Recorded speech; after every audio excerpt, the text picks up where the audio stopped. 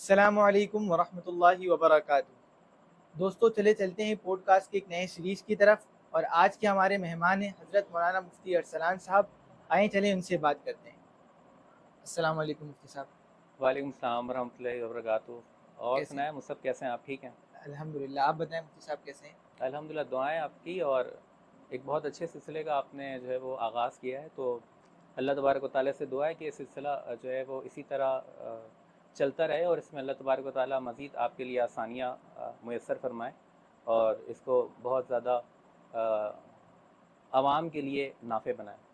مفتی صاحب ہم آپ کے شکر گزار ہیں کہ آپ نے اپنا ہمیں قیمتی وقت دیا، اور آپ کی ان ساری دعاؤں کو اللہ پاک قبول فرمائے۔ جی، جزاک اللہ۔ اچھا مفتی صاحب، ہم بڑھتے ہیں اپنے سوالوں کی طرف۔ جی، تو میرا سوال آپ سے یہ تھا کہ جنگ کے بارے میں اسلامی کیا تعلیمات ہیں؟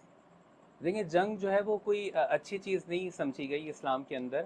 اسلام میں نبی علیہ الصلوۃ والسلام کی حدیث کو اگر آپ پیش نظر رکھیں تو آپ علیہ الصلوۃ والسلام نے فرمایا کہ لا تتمنوا لقاء العدو، کہ دشمن سے ملاقات کی، دشمن سے لڑائی کی تمنا اور خواہش کا اظہار نہ کرو، وصل اللہ العافیہ، اور اللہ تبارک و تعالیٰ سے عافیت طلب کرتے رہو۔ تو اس سے یہ پتہ چلتا ہے کہ جنگ کو کوئی بہت اچھا نہیں سمجھا گیا، لیکن کبھی کبھی ضرورت پیش آ جاتی ہے، معاملات اس طرح سے ہو جاتے ہیں کہ ظلم بہت زیادہ بڑھ جاتا ہے، یا جو ہے وہ آپ سمجھے طاغوتی طاقتیں مسلمانوں پر بہت زیادہ مظالم ڈھانا شروع کر دیتی ہیں، تو وہاں پر بہرحال اللہ تبارک و تعالیٰ کی جانب سے اس کی اجازت بھی ہے۔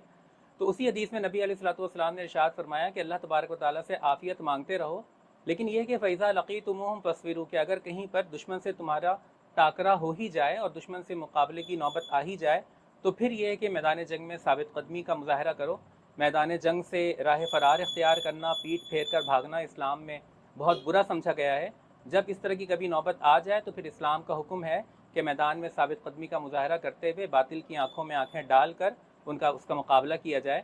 اور آگے اللہ کے رسول نے فرمایا کہ وَاعْلَمُوا أَنَّ الْجَنَّةَ تَحْتَ ظِلَالِ السُّيُوفِ، اور یہ جان رکھو کہ جنت اللہ تبارک و تعالیٰ نے تلواروں کے سائے تلے رکھی ہے۔ تو بنیادی طور پر جنگ کو اچھا نہیں سمجھا گیا، لیکن اگر اس کی ضرورت پیش آئے تو پھر یہ کہا گیا ہے کہ پھر تم ثابت قدمی کا مظاہرہ کرتے ہوئے صحیح انداز سے جنگ کرو۔ اور قرآن کریم میں اللہ تبارک و تعالیٰ پھر ارشاد فرماتے ہیں کہ فَإِذَا لَقِيتُمُ الَّذِينَ كَفَرُوا فَضَرْبَ الرِّقَابِ، کہ جب پھر تم کافروں کا مقابلہ کرو تو پھر ان سے مقابلہ کرو، ان کی گردنیں اتارو جس طرح وہ تمہاری گردنیں اتارنے کے در پر ہیں۔ لیکن اس سے پہلے اگر مصالحت کا کوئی رستہ نکل سکتا ہے، معاملات خوش اسلوبی سے سلجھائے جا سکتے ہیں، تو پھر وہ درمیانی راہ نکالنی چاہیے۔ لیکن اگر کہیں دشمن جو ہے وہ زیادتی کرنے پر تلا ہوا ہو، جیسے حالیہ واقعات میں پاکستان اور بھارت کے درمیان جو کشیدگی ہوئی، پاکستان نے بہت پرامن رہنے کی کوشش کی، لیکن بھارت کی جانب سے مستقل شرارتیں کی گئیں، جس کے نتیجے میں پھر پاکستان کو بھرپور جوابی کارروائی کرنی پڑی۔ تو اگر ایسی کبھی نوبت آ جائے تو پھر جنگ کی بھی جائے گی اور صحیح انداز سے پھر کی جائے گی۔ اچھا مفتی صاحب، یہ بات تو مجھے بھی سمجھ میں آ گئی، اور دعا کرتے ہیں کہ دیکھنے والوں کو بھی سمجھ میں آ جائے۔ اچھا مفتی صاحب، ہم چلتے ہیں اپنے دوسرے سوال کی طرف۔ تو میرا دوسرا سوال آپ سے یہ تھا کہ پہلگام کے واقعے کے بعد جب پاکستان ہر قسم کی امن کے لیے تیار تھا، تو انڈیا نے بغیر ثبوت کے پیٹ سے حملہ کیوں کیا؟ اس میں ایک بات تو میں یہ بتا دوں کہ پہلگام کا اس بات کی وضاحت بہت ضروری ہے کہ پہلگام کے اندر جو جس طرح سے ظلم و بربریت کا مظاہرہ کیا گیا، وہ بلا شبہ اپنی جگہ پہ بہت مذمت کے قابل ہے، وہ بہت غلط ہوا تھا۔ اللہ تبارک و تعالیٰ نے ارشاد فرمایا، اور ظاہر اسلام کی یہ تعلیمات ہیں کہ جس نے کسی ایک انسان کا قتل کیا ناحق، گویا کہ اس نے ساری انسانیت کا قتل کیا، اور جس نے کسی ایک انسان کی جان بچائی، گویا کہ اس نے ساری انسانیت کی جان بچائی۔ تو انسان کی جان، انسان کی عزت اور آبرو شریعت مطہرہ میں بہت مکرم سمجھی گئی ہے۔ تو یہ واقعہ بہت غلط تھا اور اس کی مذمت کی جانی چاہیے، لیکن اس واقعے کی آڑ میں جس طرح سے انڈیا نے جو ہے وہ پاکستان پر حملے شروع کر دیے، اس کی اگر دیکھا جائے تو بنیادی طور پر وہ کسی شاعر نے شعر کہا تھا کہ یار سیاست کی گلیوں میں نہ جانا، ناگن اپنے بچوں کو کھا جاتی ہے۔ تو ہوا اصل میں یہ کہ انڈیا میں حکومت ہے نریندر مودی کی، اور اسے سیاست اتنی چمکانی تھی۔ ظاہر ہے کہ یہ انٹیلیجنس فیلئر ہے ایک بہت بڑا، کہ ایک ایسے علاقے میں جہاں لاکھوں کی تعداد میں فوج کو ڈپلوائے کیا گیا ہے، لیکن اس کے باوجود یہ صورتحال ہے کہ اتنا افسوسناک واقعہ پیش آ جاتا ہے۔ تو انہیں معلوم تھا کہ ان پر سوالات اٹھیں گے، تو ان سوالات کو دبانے کے لیے ان کو سافٹ ٹارگٹ جو نظر آیا وہ پاکستان تھا۔ تو انہوں نے پاکستان پر حملے کرنے کی باتیں شروع کر دیں بغیر کسی ثبوت کے، یعنی ابھی ان دہشت گردوں پر ہیڈ منی رکھی بھی ہے، ان دہشت گردوں کی تعیین نہیں ہوئی ہے، کہا جا رہا ہے کہ ان دہشت گردوں کے حوالے سے کسی بھی قسم کی معلومات فراہم کی جائے گی تو ہم جو ہے وہ اس سے پیسے بھی آپ کو دیں گے اور ساتھ میں آپ کو آپ کی شناخت بھی چھپا کر رکھیں گے. یعنی اب تک چیزیں ایک انویسٹیگیشن کے مراحل سے گزر رہی ہیں اور کوئی چیز ثابت نہیں ہے اور اس کے بعد پھر کسی ملک پر اس طرح سے حملہ کر دینا. اس کی ایک بنیادی وجہ تو یہی تھی کہ نریندر مودی کو پوائنٹ اسکورنگ کرنی تھی. آگے ان کے بہار میں الیکشنز چل رہے ہیں, آنے والے ہیں. اس کے ساتھ ساتھ دو چیزیں اور بھی ہوئیں. وہ یہ کہ جب 2019 میں بھارت کا جو ایک پائلٹ تھا بھارتی فضائیہ کا ابھینندن, اسے ہم نے اس کے جہاز کو گرا دیا تھا, اسے پکڑ بھی لیا تھا, اسے چائے بھی پلائی تھی, وہ بڑا مشہور بھی ہوا تھا. لیکن جب وہ واپس گیا پھر تو انڈیا نے پھر جو ہے اپنی فضائیہ پر اور ساتھ میں دفاعی سسٹم پر کو بہتر بنانے کے لیے کوششیں شروع کر دیں. تو فضائی سسٹم کو بہتر بنانے کے لیے انہوں نے رافیل طیاروں کو خریدا. ظاہر ہے کہ یہ دنیا کے مشہور جیٹ طیاروں میں سے ایک ہے اور اس دور پہ 2019 میں مودی نے کہا تھا کہ اگر ہمارے پاس رافیل ہوتا تو شاید معاملہ تھوڑا مختلف ہوتا. تو ایک تو یہ کہ انہوں نے رافیل طیاروں کو خریدا اور اس پہ خرید کر ان کو اندازہ یہ ہوا, انہیں یہ لگا کہ شاید فضائی میدان میں اب ہم سبقت لے گئے ہیں پاکستان سے. اس کے ساتھ ساتھ ان کا پرانا معاملہ چل رہا تھا رشیا سے, یہ S-400 سسٹم دفاعی سسٹم ایک لینا چاہ رہے تھے, اینٹی ایئر کرافٹ سسٹم.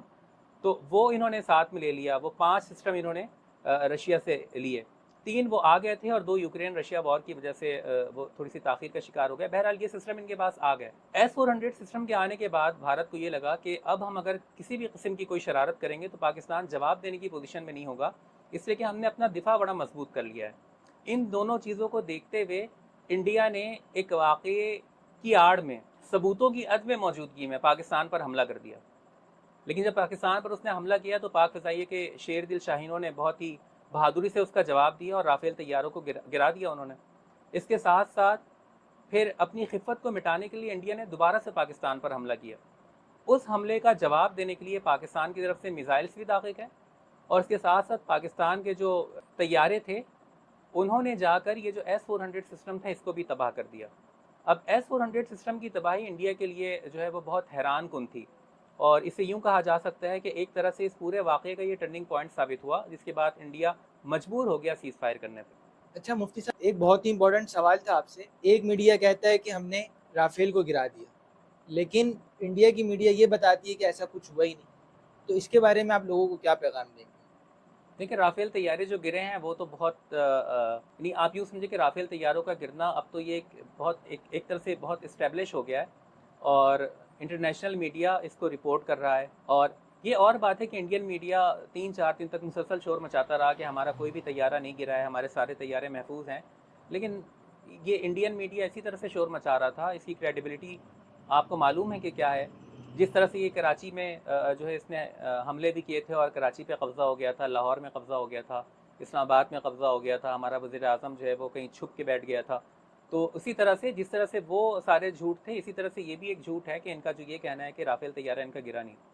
اس کو آپ یوں اندازہ لگائیں کہ ان کے جو فورن سیکرٹری وکرم مسری ہیں ان سے جب یہ سوال پوچھا گیا کہ رافیل طیارے کے حوالے سے پاکستان کی وزارت دفاع کی طرف سے بہت ساری باتیں اس طرح کی آ رہی ہیں کہ انہوں نے ہمارے طیارے کو گرا دیا, تو آپ کوئی آفیشیل اسٹیٹمنٹ جاری کر دیں جس سے یہ پیغام چلا جائے کہ اب پروپیگنڈا مزید نہیں چلے گا. تو آپ کو حیرت ہوگی کہ انٹرسٹنگلی انہوں نے اس کا جواب یہ نہیں دیا کہ پاکستان جھوٹ کہہ رہا ہے, ہمارے سارے طیارے محفوظ ہیں. انہوں نے کہا مناسب وقت پہ اس کا جواب دیا جائے گا. حالانکہ یہ بہت آسان تھا کہ اگر پاکستان نے کوئی طیارہ نہیں گرایا تھا تو وہ ایک 1 لائن اسٹیٹمنٹ دے دیتے کہ بھائی پاکستان جھوٹ کہہ رہا ہے. لیکن وہ یہ جھوٹ نہیں کہہ سکتے تھے کیونکہ وہ فورن سیکرٹری ہیں اور انہیں دنیا کو بھی فیس کرنا ہے, تو وہ اس طرح سے جھوٹ بھی نہیں کہہ سکتے. اسی طرح ان کے AK بھارتی ایئر مارشل AK بھارتی سے بھی یہ سوال کیا گیا کہ رافیل طیاروں کے گرنے کے حوالے سے جو بات ہو رہی ہے تو آپ اس پر اپنی آفیشیل کوئی اسٹیٹمنٹ جاری کر دیں. تو آپ کو بڑی حیرت ہوگی, انہوں نے بھی یہ سیدھا نہیں کہا کہ رافیل طیارے نہیں گرے اور پاکستان اس حوالے سے جھوٹ کہہ رہا ہے, بلکہ انہوں نے کہا کہ we are in a combat scenario and losses are a part of a combat, کہ ہم جو ہے وہ جنگی ایک ماحول میں ہیں اور جو نقصان ہے وہ جنگ کا ایک حصہ ہوتا ہے. تو آپ اگر یوں سمجھیں کہ بٹوین دا لائن انہوں نے ایڈمٹ کر لیا کہ ہمارا نقصان ہوا ہے اور رافیل طیارے بھی گرے ہیں. اور یہ بڑے بے وقوف لوگ ہیں, یہ دنیا سے چھپا رہے ہیں, لیکن ظاہر ہے کہ یہ بات چھپ اس لیے نہیں سکتی کہ انہی دنوں میں CNN کو رپورٹ بتاتے ہوئے فرانس کے انٹیلیجنس کے ہائی رینک آفیشل نے CNN کو یہ بتایا تھا کہ ایک رافیل طیارہ تو بہرحال گر گیا اور مزید کی انویسٹیگیشن ہو رہی ہے. اور امریکی میڈیا تو یہ ہر جو ہے وہ انٹرنیشنل میڈیا میں یہ بات ہو رہی ہے اور لوگ اسے تسلیم کر رہے ہیں. اور اگر دیکھا جائے تو انڈیا کو اس حوالے سے جو ہے سوچنا چاہیے، اس لیے کہ انہوں نے بہت ایڈوانس ٹیکنالوجی حاصل کر لی، تو شاید وہ یہ سمجھنے لگے کہ وہ پاکستان کو دبانا شروع کر دیں گے یا اس طرح سے دنیا کو دبانا شروع کر دیں گے. حالانکہ وہ یہ ایک بات بھول گئے، اور ہم بطور مسلمان یہ سمجھتے ہیں کہ جنگیں جس طرح سے لڑی جاتی ہیں تو اس میں بہت بڑا کردار سب سے پہلے تو اللہ تبارک و تعالیٰ کے فضل کا ہوتا ہے، اور اس کے ساتھ ساتھ سپاہ کی قابلیت پر لڑی جاتی ہے. تو انہوں نے بنیادی طور پر اپنے پائلٹس کو ٹریننگ دی نہیں. رافیل لے کر یہ خوش ہو رہے تھے، انہوں نے رکشہ ڈرائیورز کو رافیل جیٹ پہ بٹھا دیا، اس کے نتیجے میں وہی ہوا جو ہونا تھا. اور سر مجھے ایک واقعہ بھی یاد آ گیا کہ اصل میں سپاہ کی قابلیت بہت اہم ہوتی ہے. حضرت عمر فاروق رضی اللہ تعالیٰ عنہ کو ایک تلوار کا پتہ چلا، سمسامہ نامی وہ تلوار تھی، اور وہ حضرت عامر بن معدی کرب رضی اللہ تعالیٰ عنہ کی تھی. تو اس کے بارے میں انہوں نے بہت تعریف سنی تھی، تو انہوں نے وہ منگوا لی. جب وہ تلوار آئی اور آپ نے اسے استعمال کیا تو آپ نے تلوار میں کوئی ایسی خاص بات نہیں دیکھی، تو آپ نے پیغام بھجوا دیا کہ میں نے تو اس میں کوئی خاص بات ایسی نہیں دیکھی ہے. تو حضرت عامر بن معدی کرب رضی اللہ تعالیٰ نے پیغام بھجوایا تھا کہ انما بعثت یا امیر المؤمنین بالسیف ولم ابعث بالصاعد الذی یضرب بہ، کہ امیر المؤمنین میں نے تو آپ کے پاس تلوار بھیجی ہے لیکن میں نے وہ بازو اور ہاتھ نہیں بھیجا جس سے وہ تلوار چلائی جاتی ہے. تو بنیادی طور پر جو ایک بہت بڑا اہم کردار ہوتا ہے وہ اگر ٹیکنالوجی بہت ایڈوانس بھی ہے تو اس کو استعمال کس طرح سے وہ استعمال ہو رہی ہے اور استعمال کرنے والا کتنا ٹرین ہے، یہ چیز بہت میٹر کرتی ہے. تو ہوپ فلی انڈینس کو سوچنا چاہیے اس بارے میں، اور اگلی دفعہ مزید تیاری کر کے آنی چاہیے. S-400 کی تباہی کا آپ نے کہا، تو پاکستان نے کہا کہ ہم نے ان کا یہ سسٹم تباہ کر دیا، لیکن جب مودی ایئر بیس پر گیا تو اس کے بیک گراؤنڈ پہ جو تصویریں نظر آتی ہیں تو اس سے یہ پتہ چلتا ہے کہ ان کا سسٹم صحیح سلامت ہے. تو آپ اس کے بارے میں کیا کہیں گے؟ اصل میں اس میں یہی کہا جا سکتا ہے کہ ایک نادان دوست انسان کو جتنا نقصان پہنچاتا ہے شاید دانا دشمن اتنا نہیں پہنچاتا. مودی کو جس نے بھی یہ مشورہ دیا تھا کہ اس طرح سے جا کے تصویریں کھنچوائیں اور لوگوں کو یہ لوگوں کو یہ پیغام دیں، یہ تاثر تاکہ جائے ان تصویروں کے ذریعے سے کہ سسٹم ہمارا مضبوط ہے، تو وہ ایک طرح سے بیک فائر کر گیا ہے. وہ لینے کے دینے ہی ان کو پڑ گئے ہیں. اور بنیادی بات اس کی وجہ اس کی یہ ہے کہ جو S-400 سسٹم ہے، یہ اس کے 6 کی کمپوننٹس ہیں، اور یہ سارے جب اجزاء مل کر کوآرڈینیٹ کرتے ہیں تو اس کے نتیجے میں یہ سسٹم بنتا ہے. اس سسٹم کا ایک حصہ لانچ وہیکلز بھی ہے جو آپ کو نریندر مودی کے بیک پہ عقب پہ نظر آ رہا ہوگا. اس کے ساتھ ساتھ اس کے علاوہ اس کا ایک جو جز ہے وہ کمانڈ اینڈ کنٹرول سسٹم ہے. بیسکلی یہ آپ سمجھ لیں کہ اس پورے سسٹم کا برین ہے، جس میں بیٹھ کر جو آپریٹر ہے پورے سسٹم کو آپریٹ کر رہا ہوتا ہے. اس کے علاوہ اس کے 4 ریڈارز ہیں مختلف. ایک جو ہے اس کا پہلا ریڈار وہ بگ برڈ کے نام سے، یعنی لانگ رینج سرویلنس ریڈار ہے.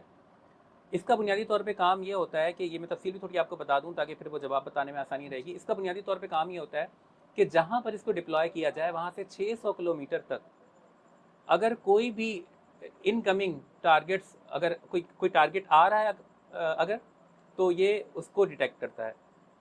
اس کے علاوہ ایک اور ریڈار بھی سسٹم کا حصہ ہے جسے grave stone engagement fire and control radar کہا جاتا ہے. اس کا بنیادی طور پہ کام یہ ہوتا ہے کہ وہ تو ڈیٹیکٹ کرتا ہے 600 کلومیٹر تک، یہ 40 سے 400 کلومیٹر تک کسی بھی ٹارگیٹ کو باقاعدہ نشانہ بنا سکتا ہے. پھر اس سسٹم کا ایک اور ریڈار بھی ہے آل ایٹیٹیوڈ ایکوزیشن ریڈار. اس کے علاوہ اس کا ایک اور جز بھی ہے موبائل ماسٹ سسٹم. یہ بنیادی طور پر کام یہ کرتا ہے کہ جو لو فلائنگ آبجیکٹس ہیں مثلا ڈرونز وغیرہ، ان کو یہ ڈیٹیکٹ کرتا ہے اور پھر بعد میں جو آبجیکٹس ہیں ان کو ٹارگیٹ کیا جاتا ہے. تو اگر آپ دیکھیں تو آپ کو اندازہ ہوگا کہ یہ جو پورا ایک سسٹم ہے بنیادی طور پر یہ 6 اجزاء سے مل کر وجود میں آتا ہے. اب نریندر مودی نے اپنے عقب میں جب تصویر بنواتے ہوئے عقب میں اگر آپ دیکھیں گے تو ان کے عقب میں جو ہے وہ لانچر ٹرکس ہیں، اور کہیں پہ میں یہ پڑھ رہا تھا کہ اس ایک سسٹم میں 8 سے 12 لانچر ٹرکس ہوتے ہیں جن کو آپ لانچ وہیکلس بھی کہہ سکتے ہیں. تو لانچ وہیکلس تو یہ اس پورے سسٹم کا ایک پارٹ ہے. اب لوگوں نے سوال کرنا شروع کر دیا ہے کہ اگر واقعتاً S-400 سسٹم پاکستان نے تباہ نہیں کیا تو وہ اگر آپ نے ایک سسٹم ایک جز دکھایا تو بقیہ وہ 5 اجزاء بھی تو ہمیں دکھائیں تاکہ پتہ چلے. اور یہ 5 جو باقی اس کے جز ہیں وہ نہیں دکھا سکتے.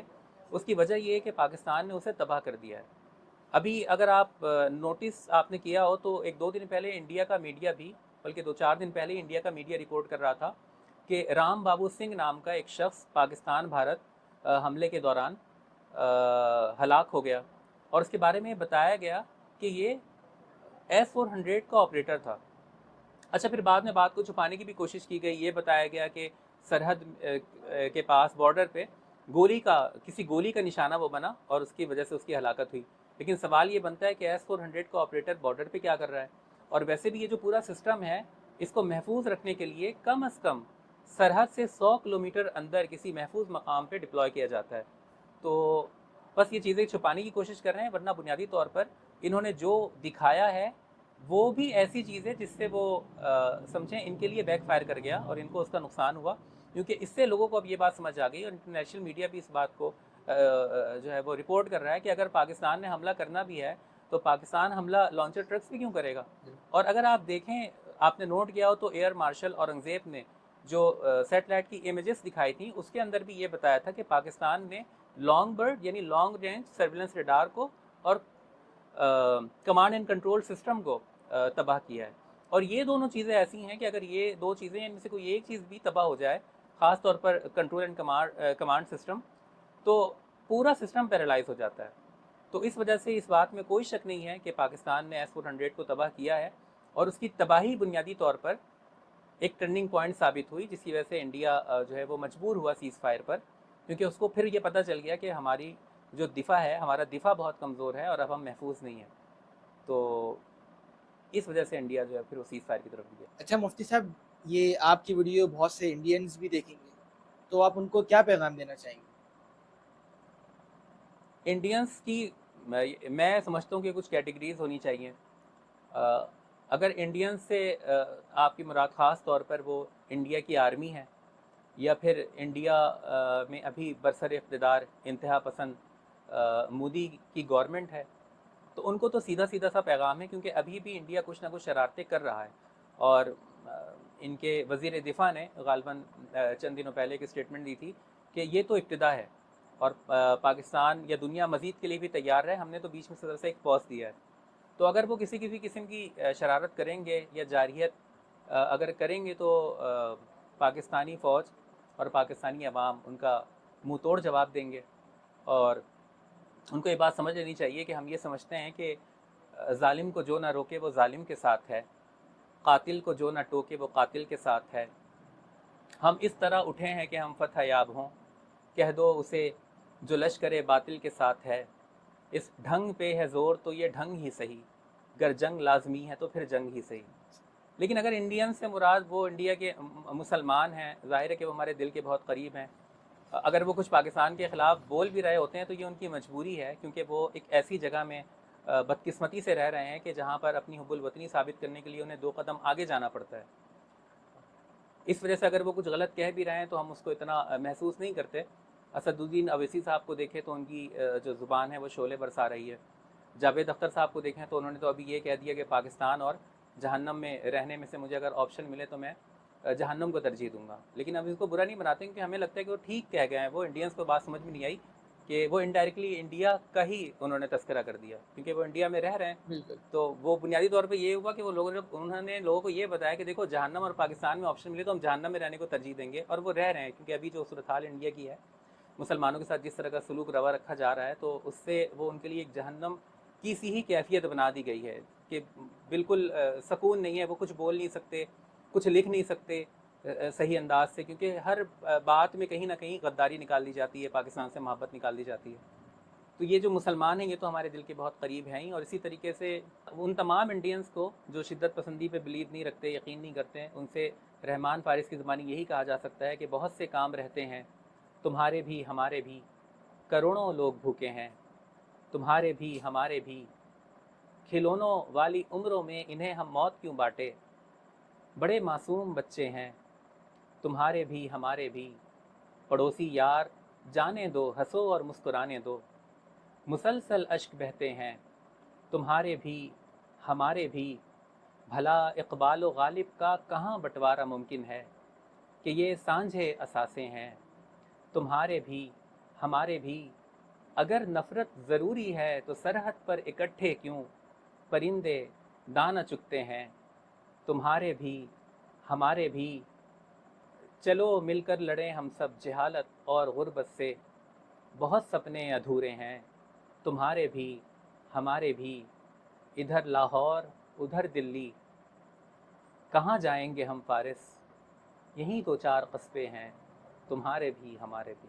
اچھا مفتی صاحب، آپ پاکستانیوں کو کیا پیغام دینا چاہیں گے؟ جی، پاکستانیوں کو خاص طور پہ اس حوالے سے یہ میں ضرور کہوں گا کہ سوشل میڈیا کے ذریعے سے جس طرح معاشرے میں نفرتیں پھیل گئی ہیں، لوگ ایک دوسرے کے نظریات کو سننے کو تیار نہیں ہیں، ایک دوسرے کے افکار کو سننے کو تیار نہیں۔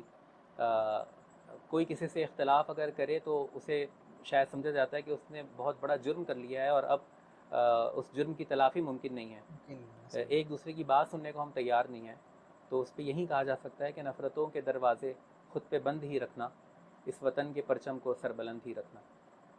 اچھا مفتی صاحب، ہم آپ کے بہت بہت شکر گزار ہیں کہ آپ نے اپنا قیمتی وقت ہمیں دیا جی، اور اپنے سارے کاموں کو چھوڑ کر یہاں پر تشریف لے کر آئیں۔ ایک بار پھر ہم آپ کا شکریہ ادا کرتے ہیں۔ جزاک اللہ۔